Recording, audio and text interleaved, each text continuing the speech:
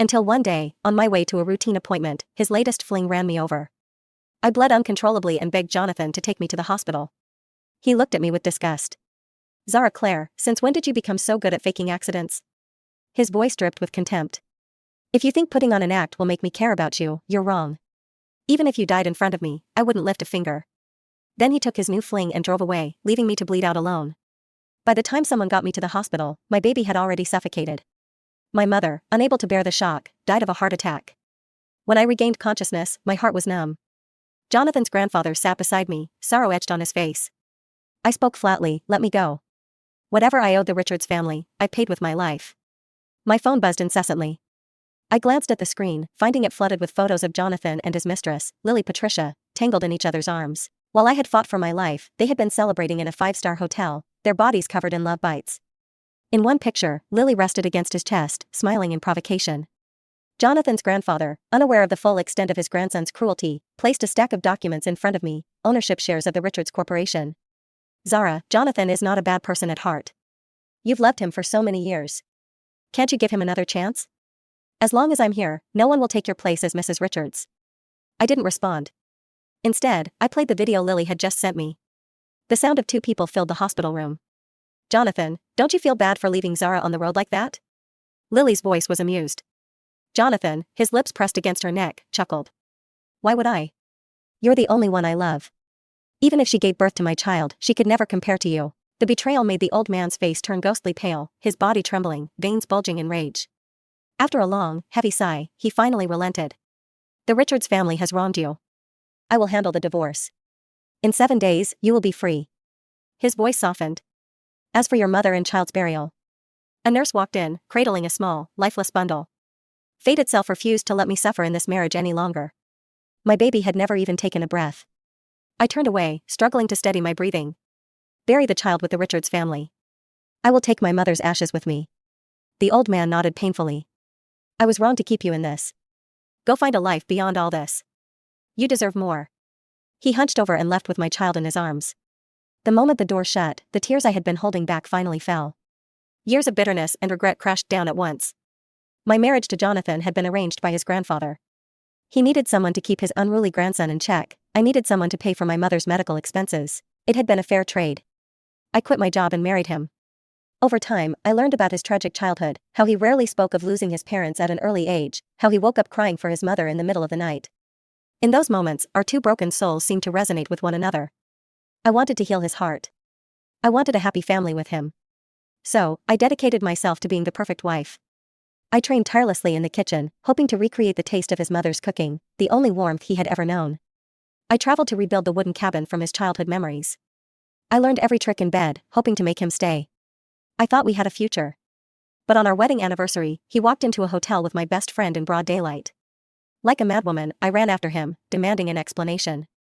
He scoffed and threw the contract between his grandfather and me in my face. Zara, what do you think you are? Just because I entertained you for a few days, you think you're actually Mrs. Richards? You're nothing but a dog my grandfather bought.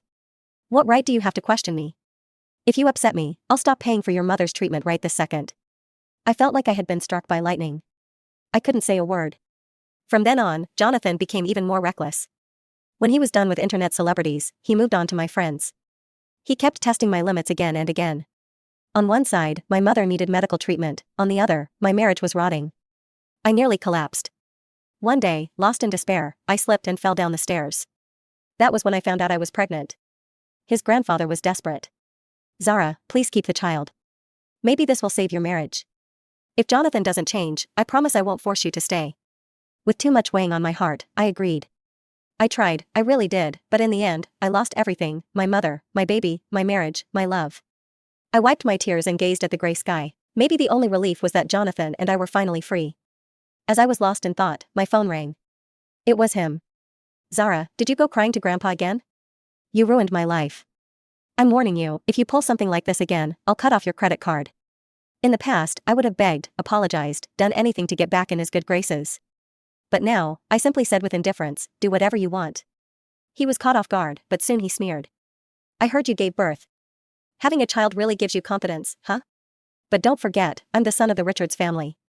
As long as you are part of this family, I can make your life hell. I closed my eyes. I had already seen what he was capable of. The first time I caught him in bed with another woman, naively, I went to his grandfather for justice. But all I got was twisted revenge. He used my mother against me, forcing me to kneel on the freezing balcony, slapping myself repeatedly. That night, I listened to him and his lover, their voices echoing through the house, while I shivered until I passed out. By morning, my face was swollen, my body frostbitten, and I was sent to the hospital. That night, whatever love I had left for him died in the snow. After that, no matter how cruel he was, I endured every humiliation and insult, forcing myself to stay in the role of Mrs. Richards. But now, my mother was gone, my child too. This marriage, already a corpse, needed to be buried. I hung up the phone without another word and contacted my friend at the funeral home. When I returned to the hospital room, Jonathan stood in the doorway, his brows furrowed. Then he sneered, "Why aren't you acting pitiful anymore?" Arms crossed, he scanned me with an icy gaze. "Running around so soon after giving birth? You must be in great health. I suppose you won't need time to recover." He stepped closer, his voice dripping with malice. "I've decided to bring Lily to live in the villa. She's young, delicate, and doesn't know how to do housework, so process your discharge papers. You can come home and be our maid." As he leaned in, his lips curled into a cruel smile. "Your pain is the best stimulant for me in bed." He stared, expecting to see my pained reaction, but I met his gaze with an empty expression, drained of emotion. His amusement faded when he realized there was nothing left to destroy. Irritated, he turned to a nurse. "Where's the baby? Boy or girl? Bring it to me." The nurse hesitated, her face pale. "Grandpa took the baby," I said helplessly. Jonathan looked like he wanted to say more, but his phone rang. The moment he answered, his face twisted with fury. Without warning, he slapped me. "Zara, what did you do to Lily? If anything happens to her, you'll regret it." Already weak from childbirth, I stumbled, crashing into the hospital bed's railing. The nurse rushed forward. "Mr. Richards, your wife just gave birth. If you keep this up, you'll kill her." But Jonathan didn't care. Without another glance at me, he stormed out, his mind solely on Lily. The nurse looked at me, heartbroken, but my face remained blank, my heart empty. 10 years of suffering had consumed all my love and hatred. After my checkup, the doctors told me to rest. That's when I finally understood Jonathan's outburst. The baby had died. His grandfather, grief-stricken, used his influence to blacklist Lily from the industry. Desperate, she blamed me, ran to Jonathan in tears, exaggerating everything. That's why he hit me. But it didn't end there. As a gift to Lily, Jonathan revoked my shares in Richards Corporation and transferred them to her. To further appease her, he even named 20 stars in her honor. During an interview, Lily flaunted her diamond ring, smiling sweetly. "I don't consider myself a mistress. If a woman can't keep her husband's heart, she has no one to blame but herself." She ran a finger over her ring, her voice dripping with mockery. "Besides, the current Mrs. Richards married for money, but me? I love Jonathan with all my heart." The internet erupted. Her fans praised her, others condemned her shamelessness. Some even tagged my account, flooding me with insults, demanding I step aside. I stared at my phone, but instead of anger, I felt irony. Jonathan's tricks hadn't changed. Years ago, he had done the same for me. Knowing I had grown up poor and never celebrated a birthday, he showered me with 20 gifts on my 20th, from a golden locket to a villa. I still remember that night. He held my hand under the stars. "Zara, I lost my parents young, but from now on, I'll treat your mother as my own. We'll have the happiest family." I melted in the depth of his eyes. Naively, I believed I had found someone to share a lifetime with. But love had an expiration date. Once the novelty wore off, he moved on.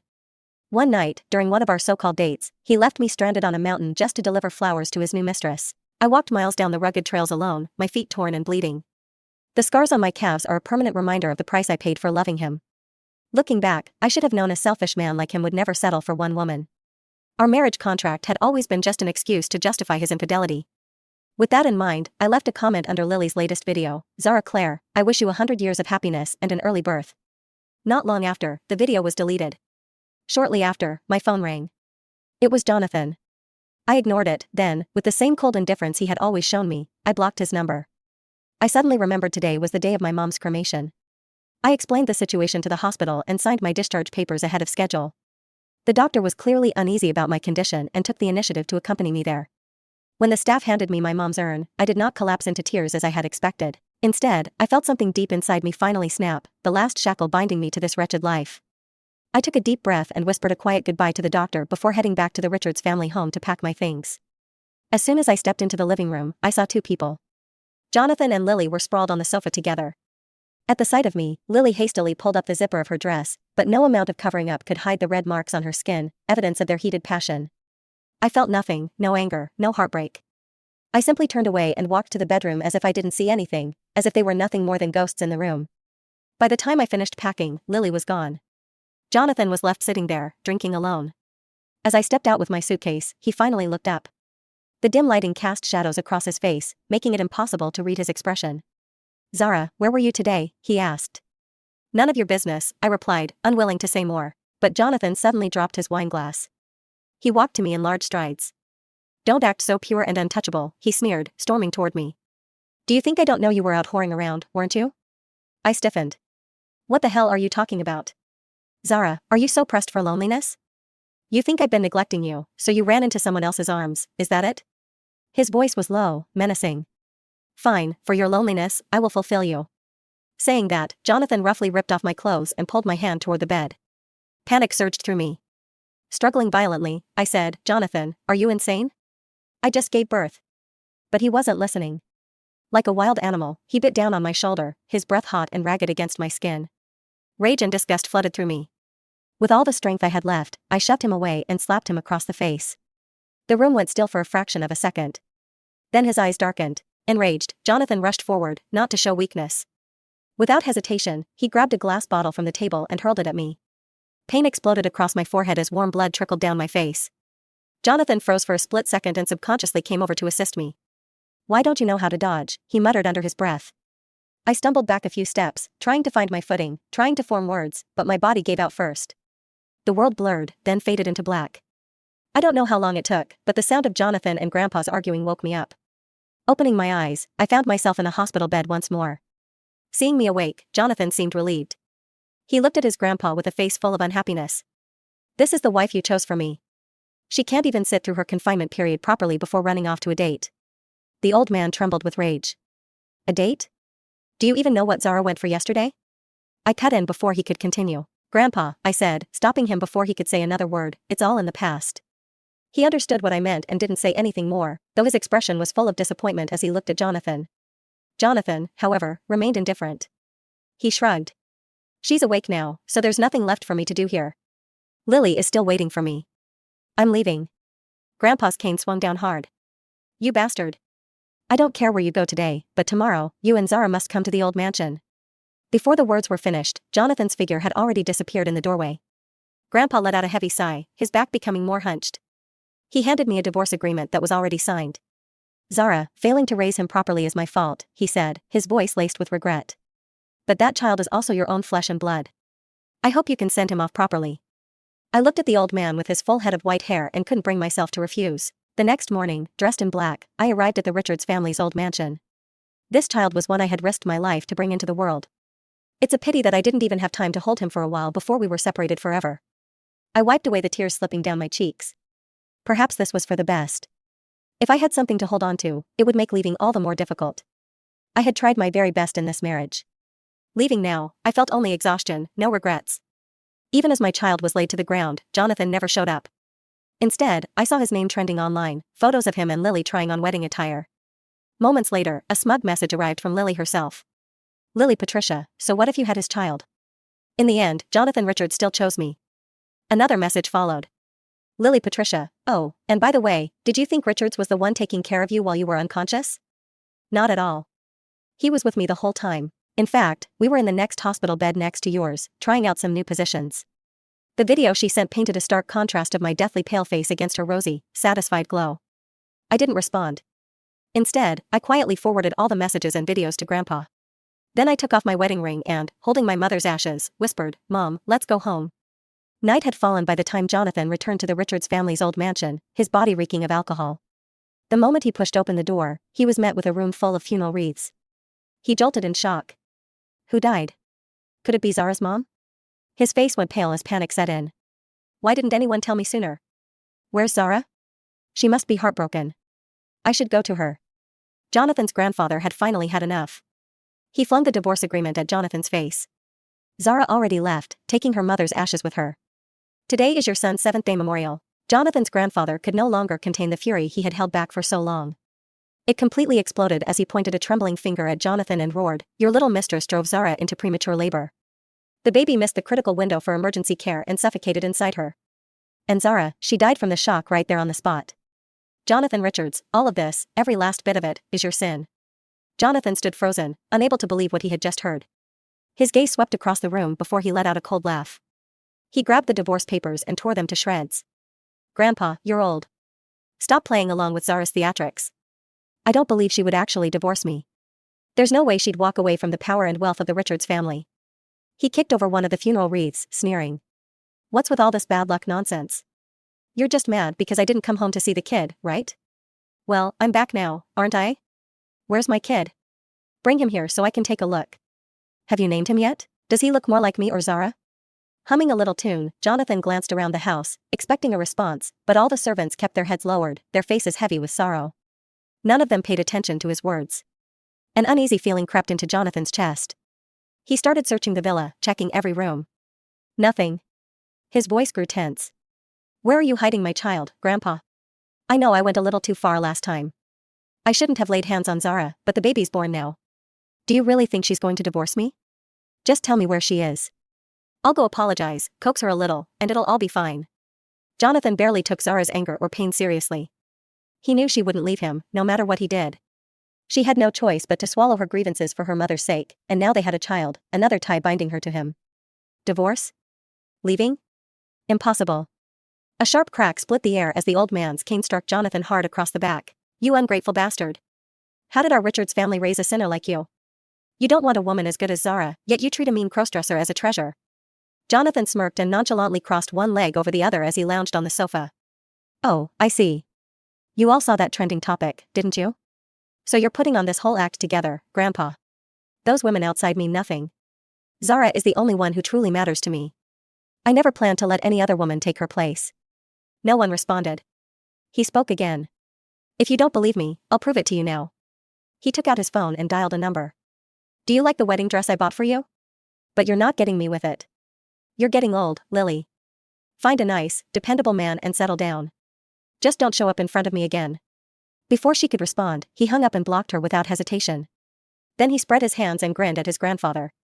There, happy now? All right, bring Zara and the baby back home. I'll even promise her that I'll stay home on Mondays, Wednesdays, and Fridays and go out with her on Tuesdays, Thursdays, and Saturdays. The old man trembled with fury at his grandson's arrogance. He had made up his mind to teach this reckless fool a lesson. But as he lifted his cane again, a sudden dizziness overtook him. The relentless stress, heartbreak, and exhaustion finally broke him. Clutching his chest, he collapsed. Jonathan's smirk vanished, his face drained of color as he rushed his grandfather to the hospital. The entire Richards family plunged into chaos. After a long night of emergency care, the old man was finally out of danger, but he remained in a coma with no certainty of when he would wake.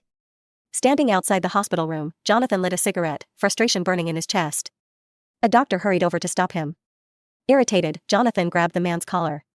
You're that pretty boy Zara went on a date with. His voice rose with fury. You actually dare show your face in front of me? Where is she? Did she take the baby and hide with you? Tell her to come see me right now. Hearing this, the doctor, who had always been extremely composed, couldn't help but strike back. He looked at Jonathan with red eyes. You bastard, he growled. You think money makes you untouchable, huh? Do you even realize what she was doing that day? She wasn't on some date. She was at the funeral home, collecting her mother's ashes. She lost everything in one day, her child, her mother, and you still think she's hiding from you? And you call yourself a husband? While your wife was suffering the worst pain of her life, you were out drinking and sleeping around. Are you even still human? The doctor's voice was sharp with anger, his usual composure shattered. Nurses gathered around, trying to calm the situation, but their murmurs were filled with nothing but contempt for Jonathan.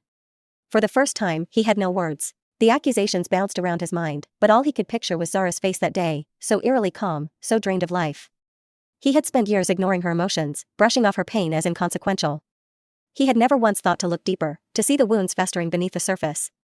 A sharp pang stabbed through his chest, but he clenched his jaw and shook his head stubbornly. You're all lying. Zara must have put you up to this. I don't believe a single word of yours. His voice wavered, but he forced himself to continue. She loves her mom more than anything. If her mother had really died, she wouldn't be this quiet about it. And the baby? She risked her life to give birth. There's no way she'd be like this. How could she be so calm? He wanted so badly to believe he was right, but his heart pounded in his chest, an overwhelming sense of dread creeping up on him. He had to prove them wrong. Like a man possessed, he sped home. The moment he stepped inside, the silence pressed down on him. The house was empty. The day they argued and started fighting, Zara had come back only to pack her bags. She was serious. She was really gone. Zara, he called, his voice echoing in the still air. Zara Claire. No answer, no footsteps, just emptiness. His legs gave out beneath him, and as he collapsed to the floor, something caught his eye, a small glint of silver under the coffee table. Her wedding ring. The one he had custom made for her when they first married, the one she had treasured for 10 years through every fight, every betrayal. No matter how much he had hurt her, she had never taken it off. For the two of them, this ring was more than just a wedding band, it was the witness of their love, their struggles, their history, the only thing left of their life together. But now, it lay abandoned in a forgotten corner, and Zara had disappeared. Jonathan's heart sank, dragging him into a pit of despair. He looked around at the familiar surroundings, yet everything felt unbearably foreign. Sadness and fear wrapped around him like a suffocating shroud. His grandfather remained unconscious in the hospital, and the burden of running the company had fallen squarely on his shoulders. But his mind wasn't on work, wasn't on salvaging what was left of the Richards family legacy. His heart, his entire being, was consumed by Zara's absence. In the past, Mr. Jeffrey Richards, Jonathan's grandfather, had managed the company. Zara had taken care of the household. Jonathan had never had to worry about anything. He spent his days drinking, reckless and carefree. But in a single night, the two pillars of his life had crumbled. He couldn't handle the weight of a collapsing company. More than that, he couldn't hold together a family that was already falling apart. Drowning in helplessness, he chose to escape. He drank himself into oblivion night after night. He clung to Zara's photo, sobbing bitterly. One night, lost in his drunken stupor, the door creaked open. A slender figure stepped inside, a familiar scent filling his senses. For the first time in what felt like forever, his frozen heart began to beat wildly. He reached out, pulled the figure into his arms, his grip desperate, his words slurred with emotion. Zara, you finally came back, he choked out. You don't know how much I missed you. I can't do this alone anymore. His voice trembled. Grandpa is very sick. The company's affairs are crushing me, and when I came home, you were gone. I don't know what to do anymore. His grip tightened. Don't leave me again, okay? He pleaded.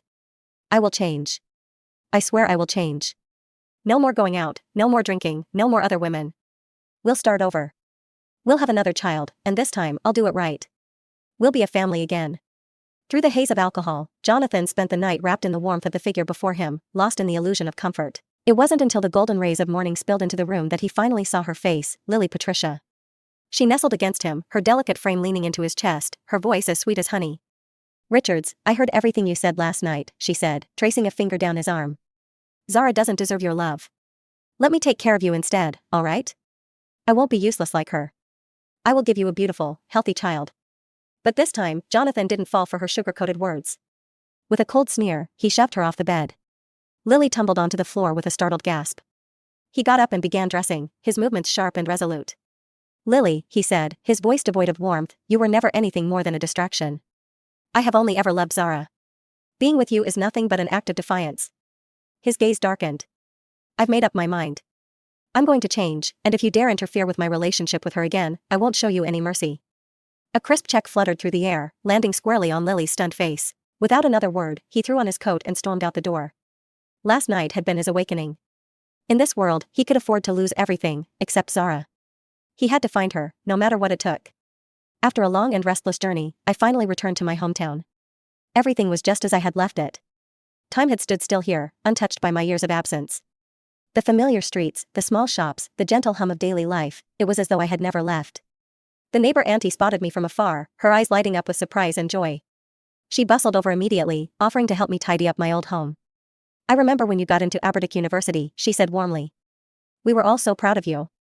Looking at you now, I bet you've made quite a name for yourself in the big city. She sighed wistfully. Your mom would have been so proud. I looked at my neighbor auntie's loving face, but I lowered my head in embarrassment. I was the first student in this small town to be admitted to a prestigious university. At that time, everyone, including myself, believed I was destined for a bright future, that I would build a successful career, that I would give my mom the life she deserved, that I would have a happy family. But fate had other plans. At the crossroads of my life, I had chosen to marry Jonathan, and for that decision, I had sacrificed 10 years of my youth and lost 2 precious lives. I chatted with Auntie for a while, carefully skirting around the worst parts of my story. But when I told her that my mom had passed, her face fell, and grief settled between us like an unspoken weight. I couldn't help but shed a tear as well. I always felt that I killed Mom, I whispered. If I had realized sooner that something was wrong, if I had hidden the truth about my child's death, if I had never married Jonathan and instead worked hard to earn money for her treatment, none of this would have happened. Auntie reached out and patted my shoulder before pulling me into a comforting embrace. Actually, your mother called me years ago, she murmured. She knew you weren't happy in your marriage. She cried and told me she was sorry. She thought it was all her fault, that she had dragged you down. She tightened her grip on me. Zara, you've grown up. There's nothing Auntie can advise you on, but no mother stops loving her child. Your mom never blamed you. She just wanted you to be happy. And just like that, the dam broke. I collapsed into her arms, sobbing uncontrollably, my grief spilling out in waves. 10 years of pain, exhaustion, and heartbreak poured out in the form of endless tears. When there were no tears left, I finally felt lighter. My mood had calmed. The regrets of the past could no longer be undone, but at least, though battered and broken, I had finally managed to struggle out of that golden cage. I refused to sink further into despair. Back in my hometown, I arranged a simple funeral for my mother and laid her to rest beside my late father. The neighbors were warm and kind, offering their help without hesitation. They assisted me with every little detail, making me feel less alone in my grief. Determined to start anew, I decided to stay. With my strong academic background, I secured a position at the local school and became a teacher. Most of my colleagues were fresh graduates, young and full of life. They were the same age as Lily Patricia, yet they were sunny, cheerful, and radiated positive energy. We spent our free time chatting, shopping together, and enjoying the simple pleasures of life. The days were peaceful, and for the first time in years, I felt truly at ease. Until one day, Jonathan appeared in front of me. The stench of alcohol clung to him, making my head ache. I turned to walk away, but he stepped in front of me, blocking my path. He looked at me, his eyes filled with an emotion I couldn't understand. Zara, I missed you. I met his gaze, my face impassive, my heart unmoved. Jonathan, we're already divorced. He shook his head vehemently, lifting a familiar ring in front of me. I don't accept it, Zara. I can't live without you. His voice trembled. Since you left, I've been losing my mind. I never dared to tell you the truth, but I really, truly loved you with all my heart. The time we spent together was the happiest I've ever known. I thought, finally, someone could love me completely. I thought I had finally found a home. But then the contract you signed with my grandfather shattered all my illusions. I couldn't accept that the woman I loved had approached me with ulterior motives. I wanted to punish you. That's why I did all those foolish things. As he spoke, tears streamed down his face, as if he were the one who had suffered the greatest injustice. I looked at him, my voice steady. Do you remember our wedding anniversary? He froze for a moment, his lips parted, but no words came. He struggled for an answer, but none came. I let out a quiet, bitter laugh. I remember it well. I will never forget because that was the day your mistress told me she slept with you for the first time, on our wedding day. That woman, the one you insisted on having as our bridesmaid, she was the distant cousin you always spoke of. Not long after our wedding, she confessed everything to me. But you soon grew tired of her. After the new favorite appeared, she preceded me and became an outcast. He fell silent, caught in his own guilt. But he had spent too many years taking my patience and endurance for granted. He thought a few empty words could bring me back. After that, he began sending me flowers, gifts, grand gestures, as if we were still in our honeymoon phase. But I was no longer the naive girl I once was, and I would never make the same mistake twice. The day I resolved to cut ties with him forever, I received a call from my lawyer. Grandpa was on his deathbed and wished to see me one last time. Over the past 10 years, for all the pain the Richards family had caused me, Grandpa had at least treated me with respect. Out of duty, out of sentiment, I decided to go. I set aside my grievances with Jonathan and rushed to the old mansion of the Richards family. Lying weakly in bed, the old man was a shadow of his former self, his once sharp eyes now clouded with sorrow. Zara, he murmured, his voice frail, I have wronged you. The Richards family has wronged you. When I married Jonathan, I was still young and foolish, but a man like Grandpa Richards, who had spent his life navigating the ruthless world of business, had known all along how unfair that contract had been. Grandpa had cut off all other possibilities in my life, luring me into signing that contract, burying my happiness in a gilded cage. I was silent for a moment before finally speaking. I don't blame you. Back then, it was my choice, and I made it willingly. I don't blame anyone. I spoiled Jonathan too much, the old man said. Whatever fate awaits him, he has only himself to blame. I won't ask you to take him back, but I beg you, if he ever finds himself destitute, just make sure he has something to eat. The lawyer beside him handed me a document. The old man was prepared to transfer the majority of his shares, wealth, and property to my name. He even entrusted me with the company's future. All that would be left for Jonathan was a villa and a small portion of shares. I chuckled lightly and shook my head. Grandpa, this responsibility is too great for me. I can't shoulder it. More importantly, I have already wasted 10 years of my life on Jonathan. The rest of my days, I want to live for myself. I don't want to have anything to do with him anymore. The Richards Corporation's leader loved his grandson to the core. Even on his deathbed, he was still paving the road for him, willing to sacrifice others without hesitation. But I had long outgrown my weakness. I would not be swayed by Jonathan's sweet words nor deceived by his gestures of goodwill. I understood now, every so-called gift of fate comes with a hidden price tag. Seeing my determination, the old man let out a heavy cough. Jonathan's emotions were also unsettled. He looked at me, his eyes red-rimmed, desperate to speak, but the old man raised a weak hand to silence him. I bowed to him, unwilling to stay any longer. As I walked to the door, I heard the old man's helpless, heartbroken voice behind me. Give up, Jonathan. No amount of wealth in the Richards family will bring her back to you. You have made deep mistakes. You're too deeply wrong. Then the sharp sound of an alarm pierced the air. The man who had spent his entire life scheming and struggling had finally reached his end, burdened with regret. I asked the doctors to send a wreath in his memory, a final gesture to put my past with the Richards family to rest. As I reached the street corner, Jonathan ran after me again. Right there on the bustling sidewalk, he fell to his knees. Zara, Grandpa is dead. You're all I have. I'm willing to repent. Just tell me, what exactly do I have to do for you to come back to me? It was clear that this time, his repentance and apology came from his heart. It was sincere. But just as with all his past assurances, I had heard it all before, too many times over too many years. I looked at the children running past us, then at the elderly woman wiping the sweat from a little boy's forehead. After a long silence, I finally spoke. Unless time rewinds and the dead come back to life. Realizing the impossibility of his wish, Jonathan broke down, sobbing like a spoiled child, hoping his tears would earn him what he wanted. I didn't want to pay attention. I didn't care. Instead, amid his wailing, I hailed a cab. As the car drove toward the rising sun, I never hesitated, and I never looked back.